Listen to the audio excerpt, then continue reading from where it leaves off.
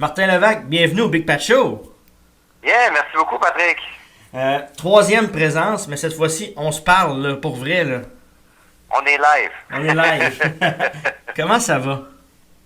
Ben, ça va très bien. On a plein de projets, nous autres, hein, ça n'arrête jamais. Donc, il y a des shows chez nous, au Studio Bapaume. Il y a des shows en tournée un peu partout dans toutes les salles au Québec. On fait des shows privés aussi. Je fais de la musique tout le temps. J'ai du fun. Wow! Hey, c'est fou parce que ma première question, en fait, c'était... Ben, il me semble que tu n'arrêtes jamais tes projets de musique, spectacle. Tu sais, tu vis ta passion au maximum. Puis je pense que tu dois être bien heureux de faire ce que tu aimes. Ben oui, parce que moi, je suis passionné. Puis j'ai la chance, justement, de vivre ma passion comme ça avec d'autres passionnés avec qui je travaille, d'autres musiciens qui sont aussi passionnés que moi, dans le fond. Puis on a la chance incroyable de transmettre ça au monde, tu sais, puis que le monde vienne, d'avoir du monde qui vienne voir les shows, ou du monde qui s'intéresse à ce qu'on fait. C'est précieux, tu sais. C'est un cadeau, en fait. Là. Ouais, mais ça. Avant de commencer, on va aller se gâter avec quelques petits extraits musicaux que tu as fait dans ta vie. Tu fais le cœur d'un ange, tu caches toutes tes souffrances à l'heure où elles ressortent entre les immensités du cœur, entre les immensités du cœur. Laisse-moi entrer. L'amour, le sexe.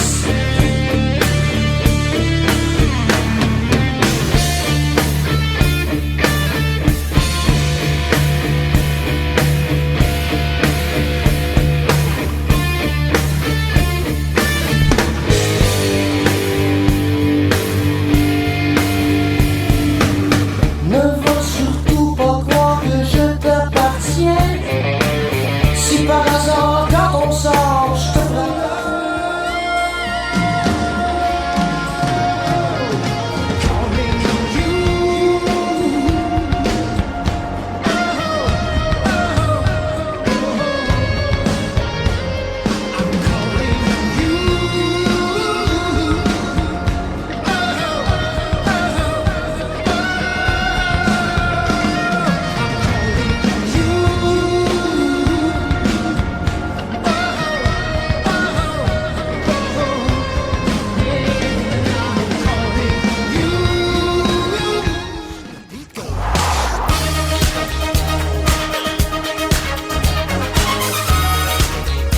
It was 1985.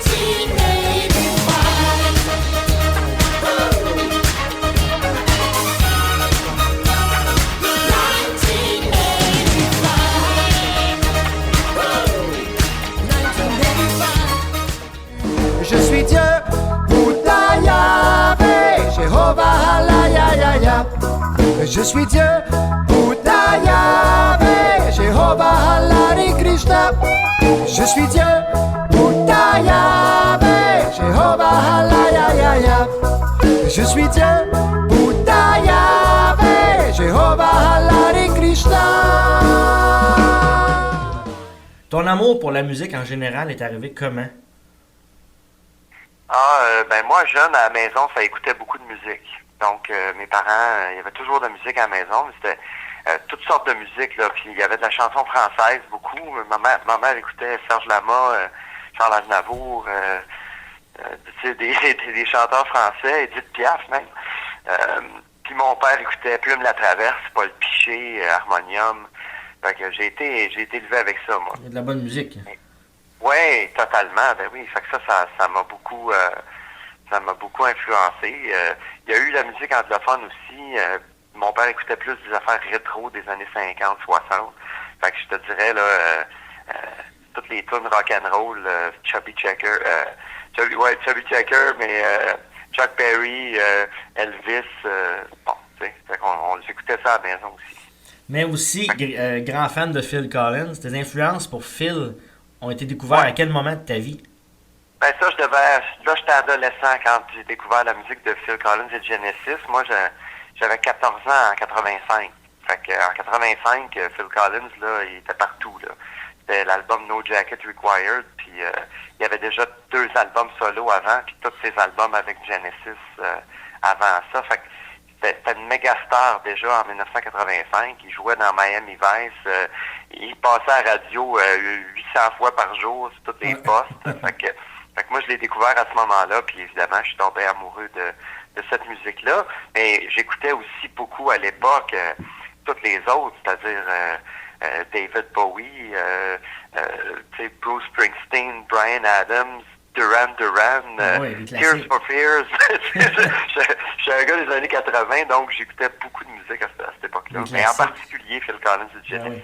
Dans le fond, tu as rencontré Phil Collins plusieurs fois. C'est quoi le meilleur souvenir que tu gardes? Oui, j'ai rencontré 4 fois dans le fond, puis les 4 fois, ça a été 4 fois différentes, mais en même temps, c'est le même gars, hein. Fait que j'ai croisé quelqu'un de généreux, de sympathique, j'ai été chanceux, autrement dit, de tomber sur un gars comme lui. J'aurais pu tomber sur un gars que je personnifie, puis finalement, il est pas fin. Mais lui, il est super fin. Fait que, à chaque fois, ça a été des belles rencontres, puis j'en garde des beaux souvenirs. Mais c'est sûr que en 2005, quand il est venu jouer sur mon drum à Genève, puis qu'on a passé une journée complète ensemble, ben c'est sûr que là, c'est un souvenir un peu plus marquant. Ça s'oublie pas, ça. Non, pas vraiment. Tu as plusieurs albums solo, mettons L'amour ou le sexe, Influence, 85, Six à ton actif. Mais je veux juste te dire que tu peux être fier parce qu'ils sont vraiment excellents. Ah, t'es gentil, merci beaucoup. Quel album dans eux autres t'as rendu le plus fier? Inquiète-toi pas, ils sont tous bons, mais si mettons tu avais à en sortir un du lot, ce serait lequel? Moi, je suis plutôt dans mettons, le meilleur, il est à venir, d'après moi. Oh, ça, j'aime ça, son réponse. J'aime ça. Je suis bien fier de ce que j'ai fait. Là, je viens de sortir le 7e album en fin de semaine. C'est le tome 3 de Visible Jazz Touch of Genesis. Wow. On l'a fait en trio, puis je suis très, très fier du résultat. On a sorti l'album 6 au mois d'avril. Je suis très, très heureux parce que je me suis dépassé encore une fois parce que j'ai réalisé moi-même l'album au complet. J'ai joué plusieurs instruments. À chaque fois, c'est un défi. Puis à chaque fois, j'essaie de me mettre la barre un petit peu plus haute puis de me donner des nouveaux défis. Puis à chaque fois, je suis plus fier du prochain projet. Fait que c'est toujours ça. Fait que j'espère que le prochain va être encore meilleur. Je suis sûr. Écoute, pour 1985, c'est grâce à une campagne de financement que tu as réussi un exploit auquel je ne penserais pas que tu t'en attendais. Tu as réussi à ramasser un bon montant pour te permettre de pousser le projet au maximum. Ça, tu devais être fier de ça, mais c'est grâce aux fans que c'est arrivé aussi, surtout. Mais qu'est-ce que tu aurais à leur dire pour les remercier de leur support? C'est une fierté, mais en même temps, c'est une immense gratitude, là. Attends un peu. C'est une chance, là, d'avoir... premièrement, comme moi, au début, je m'alignais pas pour faire un personnificateur de Phil Collins. Je m'alignais plus pour faire mes chansons. Quand j'ai sorti mon album en 2000, je faisais pas encore de la personnification de Phil Collins. Okay. C'est arrivé après. Mais je m'alignais pour être auteur, compositeur, interprète. Puis malheureusement, ça n'a pas marché comme je pensais. Puis je suis tombé dans les shows hommages un peu par dépit. Puis je me disais, en même temps, OK, c'est super cool. Je vais jouer le personnage, puis ça va être le fun. Ça me permet de faire de la musique. Puis j'adore ce que je fais. Mais j'avais aucune idée que cet aspect-là de ma carrière, c'est-à-dire la personnification de Phil Collins, m'amènerait un fanbase qui, eux autres, trippent sur ce que j'écris. Ça, c'est cool. Fait que ça, c'est complètement fou. Puis avec l'album 1985 puis la campagne Kickstarter, ça a atteint un niveau extraordinaire parce que l'album 85, c'est un album qui est beaucoup inspiré de la musique de Genesis et Phil Collins des années 80. Ouais. Puis que j'ai carrément fait volontairement. C'est un exercice de style. C'est vraiment une pastiche des années 80. Puis les gens ont embarqué dans mon affaire à 100 000 à l'heure pour me supporter pour l'album et pour la tournée qui a suivi. Donc ça a été... je suis plein de gratitude. Je leur dis merci à ces fans-là qui finalement, ils étaient pas obligés d'embarquer dans mon trip solo, mais finalement, ils m'ont suivi. Puis je leur en suis très, très reconnaissant. Ah, c'est sûr. Puis écoute, justement, mais on le sait tout, en 2018, c'est pas facile tu sais, de percer dans la musique, parce que les grosses tribunes, genre les télés, sont un peu difficiles à ce sujet-là. Mais grâce au web, entre autres, tu as réussi à vivre ta passion au maximum. Qu'est-ce qui te rend fier dans ça? Ben, c'est un peu tout ça. C'est un peu, justement, de l'accessibilité de plus en plus à cause du web. Moi, je suis autonome. Donc, ce qui me rend fier dans tout ça, c'est qu'on fait tout ça de chez nous autres. C'est notre petite entreprise, c'est les productions de La Petite Pomme qu'on a fondées, ma femme et moi, puis qu'on gère ça à deux. C'est notre compagnie, on s'appartient à 100%. Je dépends pas d'une compagnie d'édition ou d'une compagnie de disques à qui je serais redevable de quoi que ce soit ou après qui j'attendrais pour une paye ou pour une prochaine production. Ben oui. Donc, on fait ça nous-mêmes, puis on est totalement autonome là-dedans, tu sais. Donc, je trouve ça me rend très fier, justement, de pouvoir le faire comme ça. Cette année, tu as sorti l'album Six, un album tout en français, rempli de belles mélodies, puis il y avait des bons rythmes là-dedans, j'avoue. Quelle chanson sur cet album-là te représente le plus? Parce qu'elles sont toutes bonnes, il y en a sûrement en avoir une que celle-là, elle t'appartient plus, mettons. Écoute, ça m'appartient tout parce que c'est tout moi qui ai écrit les textes, tu sais. Sauf une chanson, où est-ce que c'est mon amie Karine qui a écrit le texte. Mais c'est tout ça, c'est très très proche de mes émotions, toutes les paroles là-dedans. Mais je te dirais que celle que je triple le plus, c'est Oui Charlie. Je trouve que celle-là, c'est une chanson comme je les aime. C'est un peu comme, mettons, In the Air Tonight de Phil Collins. Ouais. Tu demandes à Phil Collins de quoi ça parle, puis il pourra pas te le dire précisément. Tu sais, c'est pas quelque chose de OK, ça parle de telle fois que j'avais rencontré telle personne. Non, c'est pas une histoire très précise. C'est plus une chanson qui décrit un sentiment. C'est pas nécessairement des paroles qui veulent dire quelque chose pour l'auteur, ni pour la personne qui le reçoit, mais il y a une émotion qui se dégage de ça. C'est ce que j'aime dans cette chanson-là. Oui, Charlie, ça peut être n'importe quoi, dans le fond. Ben oui. C'est un peu une chanson de colère, dans le fond. Dans le fond, c'est une chanson qui fait sortir le méchant. sont toutes bonnes, là. Il y en a une, elle est connue, tu l'as sortie en premier, Je suis Dieu. Oui. Celle-là, j'avoue, je l'adore. Les paroles sont le fun, sont cool à chanter. Comment est arrivée cette chanson-là? C'est une chanson sur les étiquettes, dans le fond. Tu sais, dans la vie, on se fait mettre des tags. Toi, t'es animateur. Moi, je suis chanteur. Mais, OK, lui, c'est un homme, elle, c'est une femme. Lui, il est noir, elle est blanche. Lui, c'est un chinois, etc. Tu sais, lui, c'est un musulman. Lui, c'est un... On se fait toutes mettre des étiquettes. Mais dans le fond, on a tous le même squelette. Dans le fond, on est tous des êtres humains. Tu comprends? Ouais. Puis moi, je suis tanné qu'on mette des étiquettes sur les êtres humains. Puis je suis pas le seul à être tanné, je pense. Non, Fait que c'est une chanson qui dit finalement, dans le fond, en dessous de tous nos costumes, de toutes nos traditions, de toutes nos affaires, on est Dieu, dans le fond. Parce que Dieu est à l'intérieur de chaque être humain. Je suis pas croyant plus qu'il faut, dans le fond. Je pratique aucune religion, mais j'ai un côté spirituel, mettons, qui se développe un peu en vieillissant. Puis je me dis, s'il y a de quoi, on est tous Dieu, tu sais, dans le fond. Fait pourquoi qu'on se déchire, puis pourquoi qu'on se juge, puis pourquoi qu'on se condamne, puis qu'on se met des étiquettes.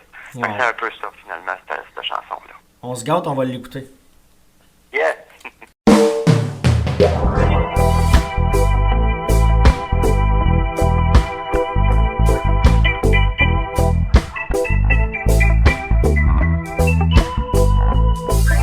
Je ne suis pas un batteur, je ne suis pas un chanteur, je ne suis pas un musicien, je ne suis pas comédien, je ne suis pas citoyen, je ne suis pas canadien, je ne suis pas catholique, je ne suis pas alcoolique, je ne suis pas carrossier, je ne suis pas mon métier, je ne suis pas un pianiste, je ne suis pas un artiste, je ne suis pas professeur, je ne suis pas non plus un chômeur, je ne suis pas très connu, mais je ne suis pas un moldu. Je suis Dieu, Bouddha, Yahvé, Jéhovah, Allah, ya, ya, ya. Je suis Dieu, Bouddha, Yahvé, Jéhovah, Allah, Hare Krishna. Je suis Dieu, Bouddha, Yahvé, Jéhovah, Allah, ya, ya, ya. Je suis Dieu, Bouddha, Yahvé, Jéhovah.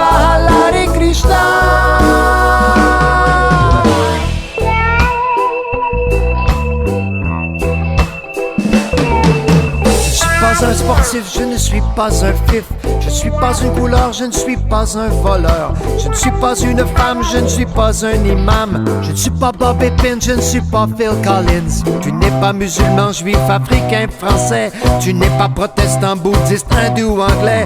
Tu ne seras jamais seulement ta religion ni ta race. Toi aussi tu es plus grand que ce qu'on voit en surface. Tu es Dieu, Bouddha, Yahvé, Jéhovah, Allah, ya, ya, ya. Tu es Dieu, Bouddha, Yahvé, Jéhovah, Allah, Hare Krishna. On est Dieu, Bouddha, Yahvé, Jéhovah, Allah, ya, ya, ya. On est Dieu, Bouddha, Yahvé, Jéhovah, Allah, Hare Krishna. On est Dieu, Bouddha, Yahvé, Jéhovah, Allah, ya, ya, ya. On est Dieu, Bouddha, Yahvé, Jéhovah, Allah, Hare Krishna. On est Dieu, Bouddha, Yahvé, Jéhovah, Allah, ya, ya, ya. On est Dieu, Bouddha, Yahvé, Jéhovah, Allah, Hare Krishna. Aïe, aïe, aïe, aïe, aïe, aïe.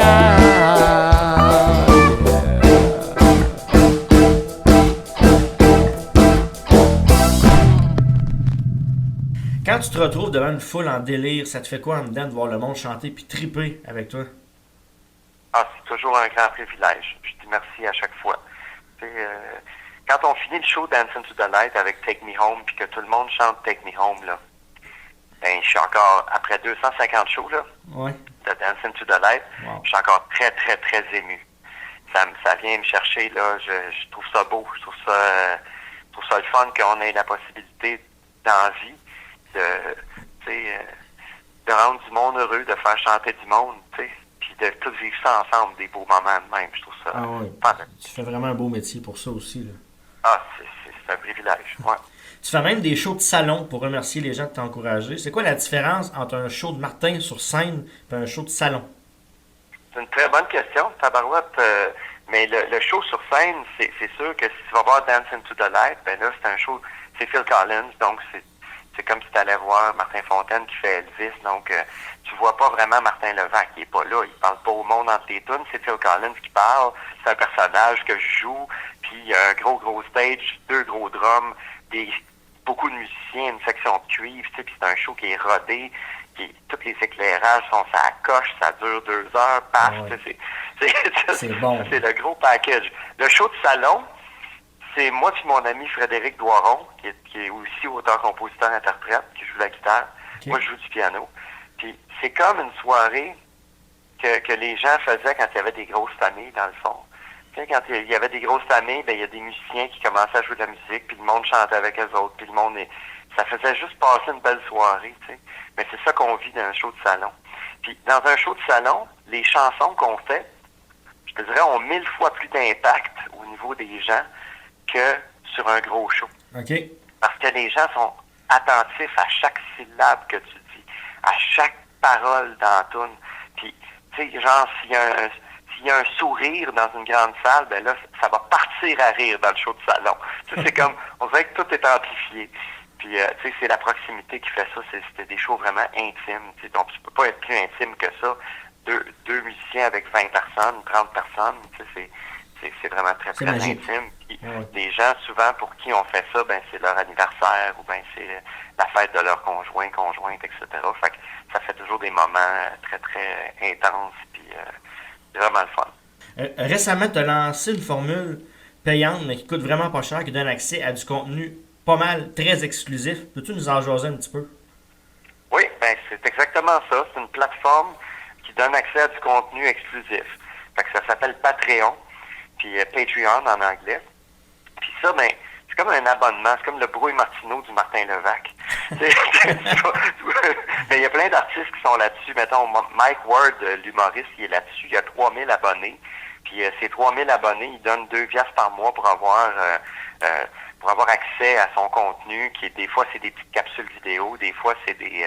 lui, il fait beaucoup de podcasts. Mais moi, dans mon cas, ben, je fais des chansons. fait que les gens vont payer 1 piastre, 2 piastres, 10 piastres, 20 piastres, des fois jusqu'à 30 piastres par mois pour s'abonner à ma chaîne Patreon. Puis moi, par mois, ça me donne l'obligation, dans le fond, c'est un contrat que je fais avec eux autres, de leur fournir une chanson originale enregistrée, paroles et musique, filmée avec une coupe de caméra, puis un cover par mois, donc une chanson que j'interprète, ça peut être une tune de George Michael, comme ça peut être Jean-Pierre Ferland, par mois aussi, filmé. Puis je fais un cover de drum de Genesis par mois, sur lequel je suis filmé, tous mes membres sont filmés, les pédales, puis tout ça, pour justement montrer aux drummers qui trippent sur Phil Collins en tant qu'il est drummer avec Genesis, comment se jouaient les chansons. Fait que ça, puis évidemment, photos, des petits bouts de vidéos de making of, les paroles des chansons, etc. Donc tout ça sur patreon.com. Ouais, voilà. Fait que c'est le fun parce que ça me permet justement de faire cet exercice-là une fois par mois, d'écrire une tune par mois déjà. Tu sais, des fois l'inspiration, ça vient pas tout le temps, mais là, c'est comme OK, hey, j'ai ma tune à faire ce mois-ci. Fait que ça me force à prendre un temps pour ça. C'est le fun. Tu sais, c'est pas une corvée, au contraire. Non, t'aimes ça. C'est un critère d'avoir l'opportunité de le faire. Malgré tout le reste. Fait que c'est des chansons qui existent nulle part sauf là. Exactement. Ouais. Fait que là, ça fait déjà 6 mois qu'on fait ça. Ça veut dire que j'ai 6 tunes originales qui sont sur Patreon et qui se retrouvent sur aucun album. Ça, c'est cool. Fait que ça incite le monde. Allez-y, là. Exactement. Ouais. Fait que pour du contenu totalement exclusif. Dernièrement, tu as annoncé la fin du grand incroyable Dance into the Light, hommage à Phil Collins. Ça te fait quoi de mettre fin à ça? Qu'est-ce qui t'a fait décider d'arrêter? Ça fait 10 ans qu'on roule le spectacle. On a comme 250 shows de fait. Puis c'est dur de se renouveler quand tu as une formule comme ça. Fait que la formule est gagnante, ça marche, mais en même temps, on a fait le tour. Je veux dire, on a fait le tour des diffuseurs au Québec. On a fait, tu sais, fait que, on est dû pour passer à autre chose. Puis tu sais quoi? Il y a quelqu'un, j'ai entendu ça à un moment donné, quelqu'un qui dit j'aime mieux faire un show de moins que de faire un show de trop. Ah, c'est sûr, c'est vrai. En ce sens que c'est encore super hot, le show. C'est encore super bon. On est vraiment ça coche, tu sais. Oui. Fait que leave on a high note, comme disent les Chinois, ça serait comme de dire, bon, ben OK, on arrête là, puis on fait autre chose à partir de ce moment-là. Puis on tourne une page de 10 ans, finalement. Parce que là, il faut dire aux gens, Dance into the Light, je personnifie un Phil Collins qui a, en mon sens à moi, 30-35 ans. Tu sais, parce que dans le temps qu'il faisait toutes ces tunes-là, c'est comme un best-of qu'on fait. Oui. Puis la mise en scène que j'ai faite, c'est pas mal un Phil Collins qui a beaucoup d'énergie, puis qui se promène beaucoup sur scène, qui fait comme Mick Jagger faisait dans le temps, finalement. Fait que c'est un show qui est très, très cardio pour moi, puis tu te quittes. Là, j'ai 46 ans. À la fin de la tournée, je vais avoir 48 ans. Puis je pense que je vais peut-être me faire un show un peu différent après. Je sais pas trop, mais j'ai peut-être envie d'essayer d'autres choses, puis de faire... puis on verra, tu sais, on verra sur quoi ça va m'amener, mais je pense que c'est important de quitter ce projet-là le temps que c'est encore très, très hot. Ah, c'est vrai. Pas le laisser, je veux pas le laisser dégringoler. Là. Je veux pas qu'il se magane en descendant. Fait qu'on va arrêter ça le temps que c'est encore au top. Tu l'arrêtes sur son gros high, comme ça au moins tu es sûr que le monde va avoir vu le top. Voilà. Quel autre projet que tu as dans la tête là, qui s'en vient pour toi? Un petit scoop, un petit quelque chose? Sur quoi qu'est-ce que tu peux me dire sur ce qui s'en vient sur Martin? Ah, boy, T'es pas obligé. Je suis comme à la croisée des chemins. Fait que, dans le fond, j'ai plein d'options. J'ai plein d'affaires en avant qui peuvent s'ouvrir. Puis je veux pas vraiment commencer à en parler parce que j'ai un choix tellement large de plein de directions que je pourrais prendre.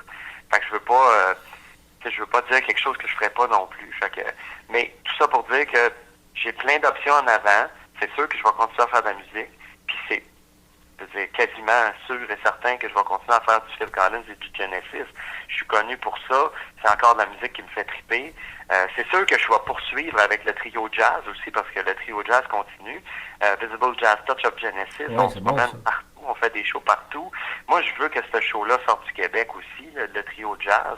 J'aimerais ça aller faire des festivals de jazz à travers le monde avec ça. Wow. Donc, ça, c'est sûr que ça m'allume beaucoup. Puis pour le reste, ben, comme je te dis, il y a plein d'options, puis en temps et lieu, ben, Ben, je commencerai à en parler. on n'a pas fini de voir Martin Levac sur scène, ça c'est sûr.